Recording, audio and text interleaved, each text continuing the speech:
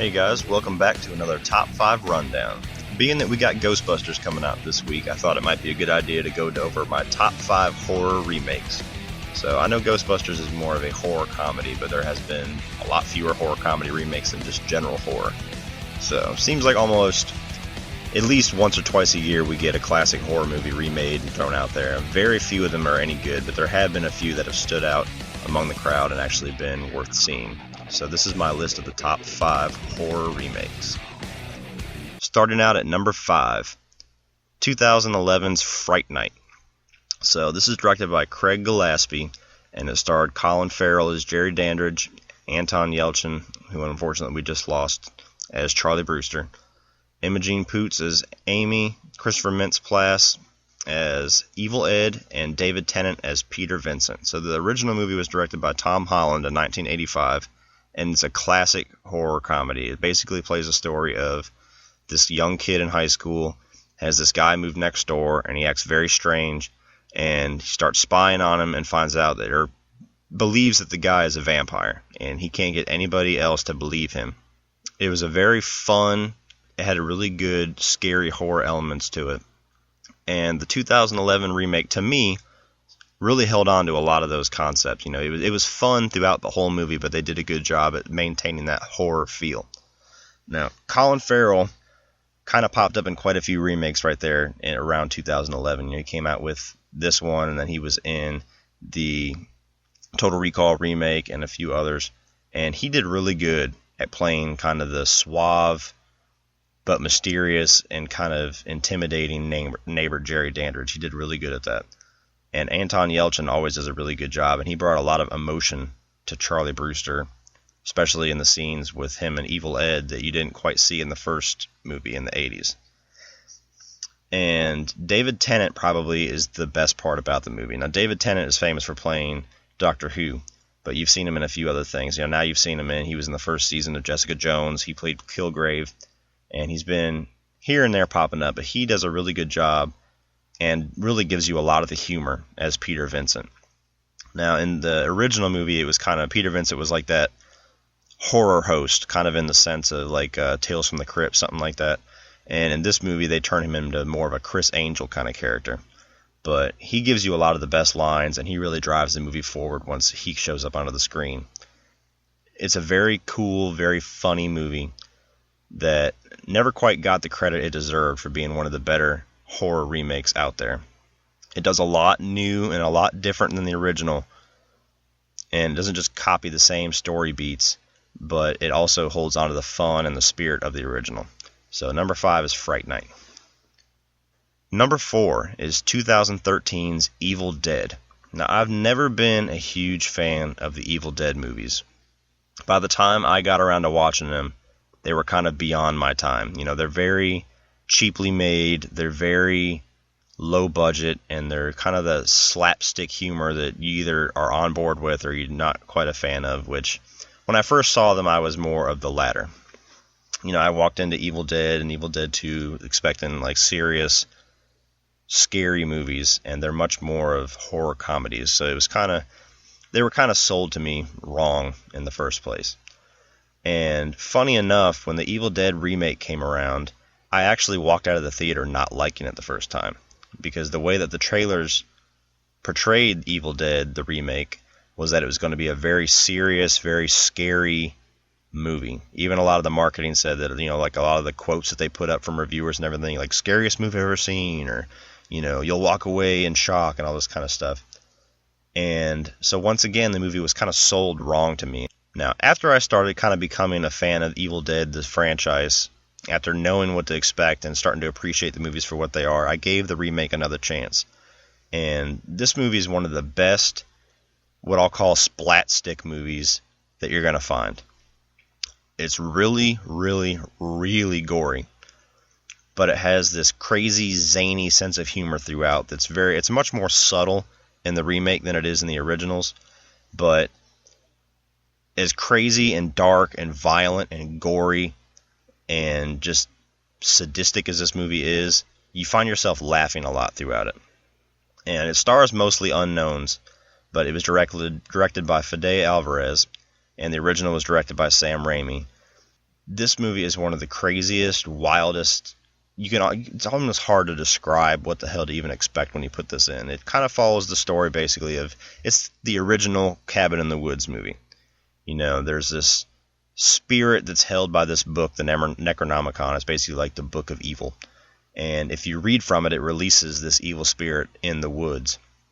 And this spirit starts invading these teenagers one at a time.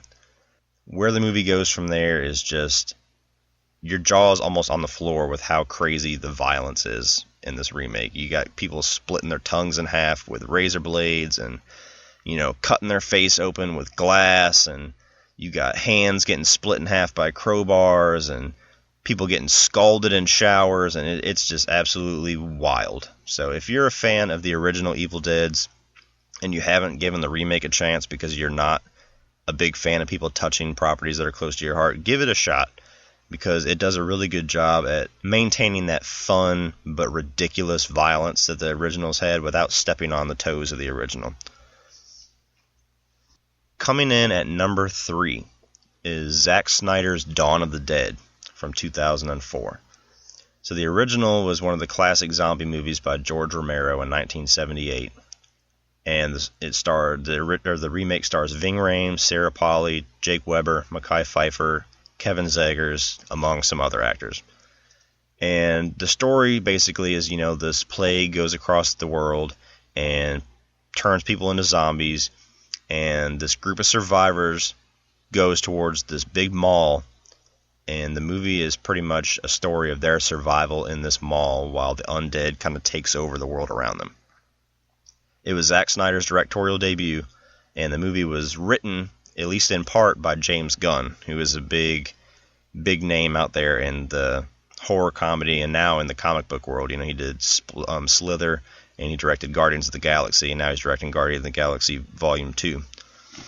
And it has a lot of kind of James Gunn style written throughout it, and Zack Snyder's visual style. And this movie is one of the few remakes that I will say is better than the original. The way that they balance a lot of the horror elements with having these really personal elements with the cast. This is a cast where it's a bunch of strangers with a bunch of different backgrounds. They've all lost people, and they're forced into this bottled situation with all these people that some of them really don't even like each other. And just over time, being in this survival situation with each other, kind of become like a family as the world around them just gets decimated. And this is one of the few zombie movies that, at least when I first saw it in the theaters, actually has a lot of good scares in it. Zombies are one of those things that it's really hard to do something new with it. And it's really hard to do something that's genuinely scary with it. Because it's been, no pun intended, it's been done to death. And the fast zombies and the real feral zombies does a really good job at bringing that kind of new, fresh feel to it, because it's not just, walking around these mindless beings that are just walking around aimlessly. These zombies are out to get you. There's quite a few scenes. There's a scene where they have to go down into this dark section of the parking garage that's really scary. And, the opening of the movie is a really good, lightning fast opening into this world with, the one of the main characters' husbands becoming a zombie and her trying to escape this little house. And there's an awesome action sequence towards the end when they're leaving the mall, and they have these armored up buses. So there's a lot of things to love about Dawn of the Dead, and it's hard for me to say whether or not this or Watchmen is Zack Snyder's best movie, but this is definitely in the conversation. So if you're a fan of zombie movies and you're a fan of the original, definitely give Dawn of the Dead a shot. Coming to number 2, The Texas Chainsaw Massacre. Now, this was directed by Marcus Nispel in 2003, with the original being directed by Tobe Hooper in 1974. And The Texas Chainsaw Massacre is one of those horror classics. It came onto the scene, and it's essentially a bloodless movie, but just the subject matter and the things that happened in that movie, it was one of the most shocking things to put on screen at the time. And when this remake came out, it was I think it was the first remake that came out through Platinum Dunes, which is like Michael Bay's little side company that's done a lot of these horror remakes. Texas Chainsaw Massacre, in the movie theater, in the dark, with the surround sound, to date, is probably the scariest movie theater experience I've ever had. this movie just grabbed a hold of me, really shook me down to my core when I watched it. You know, it's kind of tame watching it nowadays with all the crazy directions that horror movies have gone, but at the time it was one of the most gory and shocking things that I had seen. And it stars Jessica Biel, Jonathan Tucker, and the great R. Lee Ermey. And it basically follows the story of, so you got Jessica Biel is pretty much the main character, and her boyfriend and her group of friends. They're driving across Texas going to a Lynyrd Skynyrd concert. And they pick up this hitchhiker, and she's a survivor of this town and Leatherface and his family. And she freaks out and blows her head off, thinking that they're taking her back to them. And them trying to resolve this situation with this dead hitchhiker puts them into the sights of the family that the hitchhiker was trying to escape from. And from there is basically this mind game, which turns into just an absolute bloodbath with these teenagers just getting set into the sights of R. Lee Ermey, Leatherface, and this wild, crazy, sadistic, and psychotic family. There's a lot of crazy visuals in this movie. You know, they do a really good job at using kind of like natural light throughout the movie. There's scenes where they walk through woods and you see the light shining through, and they do a good job at painting how nasty and disgusting like this, you know, quote unquote torture chamber is at the bottom of this house. And it does a really, really good job at just making you believe that R. Lee Ermey and Leatherface especially, but this family is just one of the most sinister, almost unstoppable things that you would ever encounter if you were in that situation. You know, R. Lee Ermey carries a lot of the movie with his just unbelievably morbid dialogue. He's basically the sheriff in this town, and he just mentally toys with these kids until they're about ready to break. And then once they're about ready to break, then Leatherface comes in. And the guy who played Leatherface is just this absolute monstrous hulk of a guy. And, you know, there's these scenes where he's chasing these kids, and, you know, these kids are all hauling ass through the woods, and you got this 325-pound guy with this gigantic lumberjack chainsaw coming up on them, just right on their ass. It's another movie that it's one of the best horror remakes that's out there. A lot of people will not put it in the same conversation as the original because it's a very different movie, and they really downplay a lot of the cannibalism in the original movie. But as far as just scares and just a wild ride for 90 minutes, Texas Chainsaw Massacre is a great horror remake. All right, number 1, top of the list, the best horror remake out there, John Carpenter's The Thing. So John Carpenter directed this movie in 1982. It's based off of the John W. Campbell Jr.'s novella called Who Goes There, which was adapted to the screen in 1951 by Howard Hawks and Christian Nyby, which was a movie that they called The Thing from Another World. So it's a remake of that 1951 movie. And this remake starred Kurt Russell, Keith David, and Richard Mazur, amongst some other actors. To date, this is still one of the scariest movies you can find. You know, it takes place in Antarctica, and it's the story of these guys who are in this base in Antarctica, and this dog comes into the picture, which unbeknownst to them is actually this alien creature that can just make itself look like anything and anyone. And from then on is just this crazy, tense bottle movie where they're all stuck in this building in Antarctica. There's nowhere that they can go. There's this huge storm outside. They're all stuck with each other, and nobody knows who is the alien. It's one of Kurt Russell's best movies.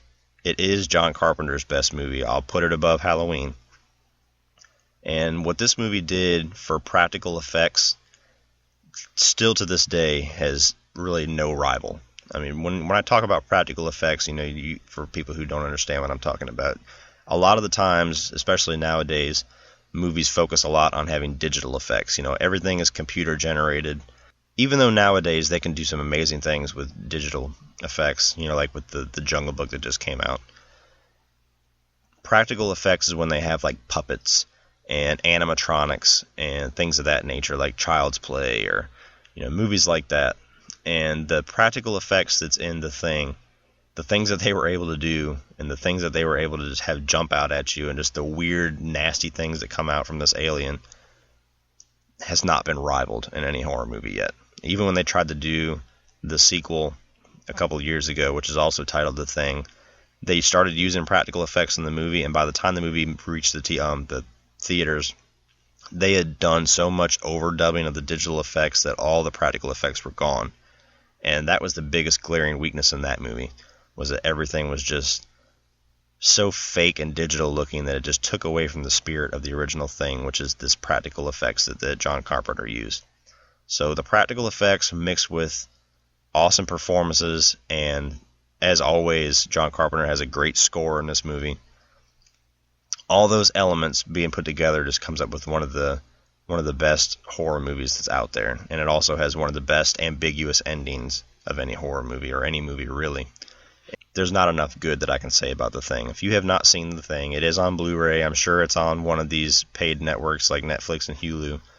Do yourself a favor. If you like scary movies, just go out, get The Thing, pop it in at night, turn all the lights off, and sit back and enjoy the ride. So The Thing by John Carpenter, to me, is the best horror remake to date. Alright guys, that does it for my top 5 horror remake rundown. Post any comments that you have. If you have any of your own choices from best horror remakes, if you agree or disagree with my list, go ahead and let me know below on SoundCloud or on Facebook. As always, if you have any questions, please post them and I will answer them in one of my movie news episodes or one of my Q&A episodes. But thank you for listening, and I will be back again with a top 5 rundown next week.